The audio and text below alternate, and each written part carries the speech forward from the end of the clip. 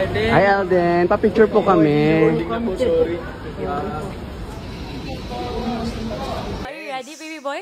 Ready na po! Alright, whenever you're ready, good luck. Hello Kathleen fans! Ito na nga ha, ang inyong Pops Alden. So actually kahapon ko pa ito na kuha mga kasunod na video. Ay parang nagmamadali kasi Sir Alden dito. Kung kaya hindi na niya napagbigyan yung isang fan. Papunta pa siya dito sa Davao mga kasombreros, no? Ngayon ko lang po na isali sa vlog natin. So naintindihan naman ng karamihan, parang 9 out of 10 yung naintindihan na nasa pa-boarding na kasi, no, sa airport kasi walang artista pagka time na flight niya, yun na talaga siya mga kasombreros. So walang walang sinisino-sino kapag nasa airport na po na oras mga kasombreros. So naintindihan naman ng karamihan. So ito, no, marami pang pictures ni Pops Alden na sobrang pogi mga kasombreros dito sa kanyang BDO Fiesta kahapon. Tapos sobrang pogi ni Mr. Fulkerson at saka ang linis mga kasombreros sa kanyang buhok, no? Hair is life kaya Mr. Fulkerson mga kasombreros. And then so nasa SOP nasa All Out Sunday si Pops Alden mga kasombreros, no, para dun sa kanyang SOTF na grand lunch mga kasombreros. So mamaya ko mangangalap pa tayo ng videos mga kasombreros ng kanyang guesting po sa All Out Sundays. And then ito, no, Instagram story niya kanina. So bibilisan ko lang po kasi medyo madami yung ating items. Ang kanyang part ng Instagram story niya ay sabi niya dito, objects in mirror are closer than they appear. So yan po, no, at saka yung prayer item niya, sabi niya dito, Dear God, when my heart is overwhelmed, you bring great peace to calm my soul. When I don't know where to go, you provide loving direction, guiding me with your wisdom and grace. Thank you for being my refuge in times of trouble and my source of strength in every moment. Help me to trust in your guidance and lean on your promises, knowing that you are always with me, leading me through every challenge with love and care. In Jesus' name, Amen. So, Amen talaga, Pops Alden. And then ito, si Ma'am Catherine naman po ay syempre nag-judge sila. Meron silang dalawang contestant dito kagabi na Rocks Bricks mga kasombreros. Ay sobrang sobrang nakaka-touch ng story. Apart from very talented sila pareho, yung matandang lalaki ay girlfriend niya, tapos yung kapatid nito, yung bata ay kapatid ng kanyang girlfriend mga kasombreros. So medyo magulo ako magkwento, sorry. So parang kapatid na ng turing niya. Pero kung isipin ay bayaw niya yung mga kasombreros, no? Brother-in-law. So ang galing nila, no? Ang galing nila sa beatbox mga kasombreros. And ang nakakabilib dito at nakakamangha, yung bata ay paos talaga siya, no, inborn siya mga sis, parang may problema siya sa throat or sa larynx or sa vocal voice box mga kasombreros, kung kaya talagang nakakamangha yung kanilang ginawa mga kasombreros, na kung saan nga si Ma'am Catherine, no, and other judges ay una kasi hindi nila ni-reveal kung anong gagawin nila. So nung nag-perform na sila, dun na nagumpisang namangha ang judges mga kasombreros, lalo po si Ma'am Catherine and then si Sir Donnie. So lahat sila, no, kahit na siya Sir FMG kasi bago daw sa kanya yon. May nakita siya nag-beatbox dati pero kakaiba kasi nga, di ba, may parang impairment or medyo PWD mga kasombreros yung si Bricks, no. Kung kaya napaka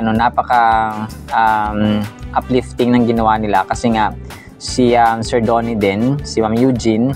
Ito lang Sir Donnie kasi may kapatid siyang PWD, kung kaya nakaka-relate siya dito. Kaya sabi niya, yung kumapa yung boses mo na paos, no, hindi yan aksidente, hindi siya kumapa-mistake, no, hindi nagkamali ang Diyos kung bakit niya binigay kay Bricks yung paos na boses mga kasombreros, kung kaya nagagamit niya ngayon.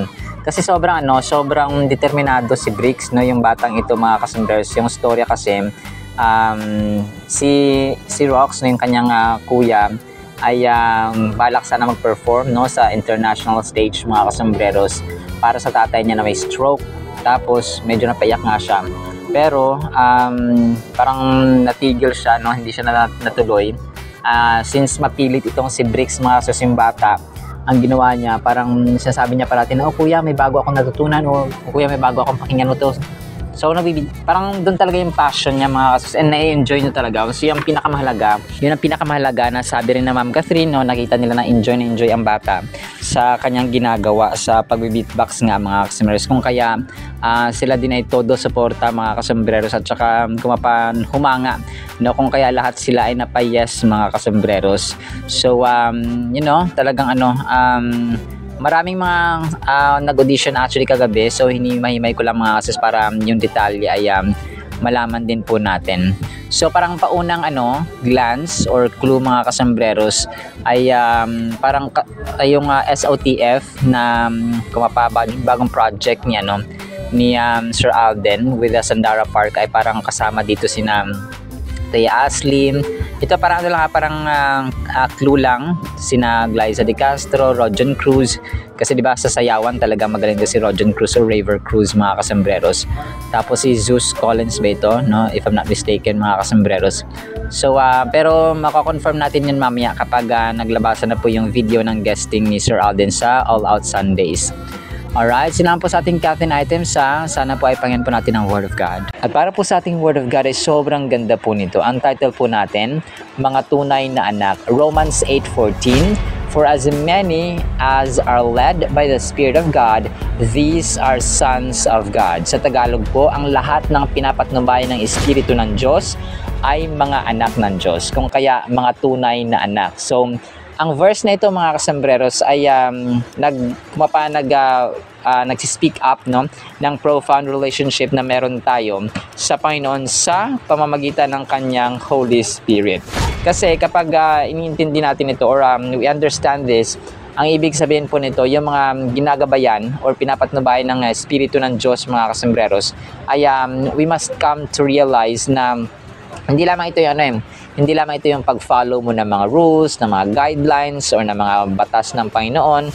Rather, ay na-highlight nito yung divine connection talaga natin sa Panginoon na nakakapag-transform ng ating pamumuhay, ng ating choices, ng ating plano, ng ating perception, ng ating mindset, ng ating pagkatao and ugali in general mga customers. And para gabayan tayo ng Banal na Espiritu, ay nag-indicate ito na ina-allow natin yung kanyang guidance. Kasi ang isang kunwari isang doktor, no, hindi mo siya mag-guide kanya sa tama if you follow, okay, kapag sinusunod mo ang kanya mga advice and recommendations. Pero kapag hindi mo siya sinunod ay hindi ma-shape ang ating hindi tayo gagaling mga asos because we didn't allow, okay? Kung kaya yung willingness na may guide mga kasambreros at naturuan ng salita ng Diyos, ng kanyang banal na Espiritu ay napakahalaga po to shape our lives. So nagde-demonstrate ito na tayo po ay mga anak ng Diyos, na we are indeed God's children mga kasambreros. Hindi tayo mga illegitimate, kundi mga legitimate children tayo ng Panginoon. And this relationship offers us assurance and security. We can rest in the knowledge that we belong to a loving Father. So para siya ikaw sa pamilya ni ganito, o sa pamilya ka ni Cruz, o sa pamilya ka ni Reyes, pamilya ka ni De La Cruz. So ganun po siya mga customers, and we are part of God's family because we are in one kingdom. We are in the kingdom of God, and God the Father is our Father. Ang Holy Spirit ang ating guide, and then ang kanyang pinakamamahal na anak na si Jesus Christ mga customers ang ating kapatid. So the firstborn over all creation. And as God's children, we are part of His family, and this identity comes within or with certain privileges. So para sa kapag bilong ka sa isang kumpanya, sa isang maharlikang pamilya for example, meron ka mga benefits meron kang mga privileges, opportunities. Kunwari, bilong ka sa pamilya ni Alden Richards. Siyempre, marami kang benefits kasi influential kayo, mayaman, at saka siyempre, God-fearing si Sir Alden. So, there is that multiple or bunch of privileges that you can enjoy. We have access to wisdom. Okay, may access tayo sa wisdom ng Panginoon mga kasambreros kapag tayo pa ay bilong at tunay na anak ng Panginoon. Magkakaroon tayo ng access sa comfort, no? Sa strength, sa kalakasan kapag tayo po ay humaharap sa hamon ng buhay. Being led by the Spirit empowers us to grow in faith, helping us to make decisions that align in God's purpose for our lives. So pag-guide siya mga kasubreros, di ba yung isang pastol, kapag nandyan siya, ay kapag may nawalang tupa, kapag merong naliligaw na tupa, kapag may maling daan ng isang tupa, no, nasa maling daan mga kasubreros, ay nandun siya para gabayan ang tupang iyon mga kasubreros. And ito sa atin ay tutulungan tayo ng banal na espiritu, no, kasi yun yung kanyang role mga kasubreros, mas lalo tayong palapitin at saka itama ang ating desisyon sa buhay mga kasos. Mas lalo tayong maging malapit sa Diyos Ama because He's there, no? Ginagabayan tayo mga kasos at pinapatnabayan ng banal na espiritu. So, understanding our identity as God's children helps us recognize our worth and purpose in the grand narrative of His plan. Each time we allow the Spirit to lead us, we take steps closer to living out our true calling. So, as we reflect yung verse na ito mga kasamaras, we can extract numerous lessons applicable to our lives. For one, it encourages us to embrace our identity in Christ. So, tanggapin natin, no?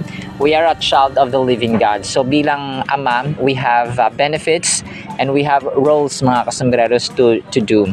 So, kung kaya yung mindset na, nagsisimula talaga yan sa paniniwala. Okay? Kapag naniniwala ka sa Diyos, you have to act according to your belief because you believe in God and His Spirit and the Son of the living God, that is Jesus Christ mga kasombreros. And sa ating pang-araw-araw na dapat na kung pa iniisip natin at nabubuhay tayo mga kasombreros, let us allow always and ask and pray that the Holy Spirit will guide us sa ating buhay. Kasi ang Holy Spirit, hindi mo ma-underestimate because God is powerful enough para i-underestimate natin mga kasombreros. And His Holy Spirit mga kasombreros ay selyo. Tatak natin yan sa araw ng paghukom. Kapag meron tayong selyo ng banal na espiritu, ay hindi tayo kukuhain ng kampo ni Satanas mga kasos because alam niyang anak tayo ng Panginoon. So, takot mga kasombreros kapag may selyo na tayo ng banal na espiritu sa ating buhay. Kasi ito yung patunay, parang tanda mo, tanda natin mga kasombreros na anak tayo ng makapangyarihang Diyos. That is why Satan cannot say, akin to, akin siya, akin to, akin siya, sa kampon ko to, sa kampon ko. So hindi po, because we have been sealed by the Holy Spirit. No, napakaganda actually na topic ko ito mga kasombreros. Pero in the meantime, let us continue to cultivate our relationship with God by relying on the Holy Spirit and prayer, and then the Word of God mga kasos sa Holy Bible, and then community, kapag tayo po ay may church, embracing the truths found in His Word mga kasos. We should not underestimate the power of God being led by the Spirit. So when we surrender to His leading, we will discover our true identity and fulfill our purpose in this world. So maraming mga tao hindi nila alam ang kanilang purpose sa buhay, to tell you honestly. And tayo po ay nagpapasalamat because God has been so gracious na tayo po ay inallow niya na maging part ng kanyang kingdom at ng kanyang big, holy, divine family mga kasombreros.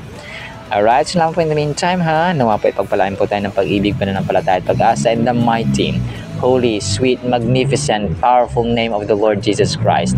And everyone said, Amen and Amen. See you sa next segment po mga kasombreros, and paalam po. Love you.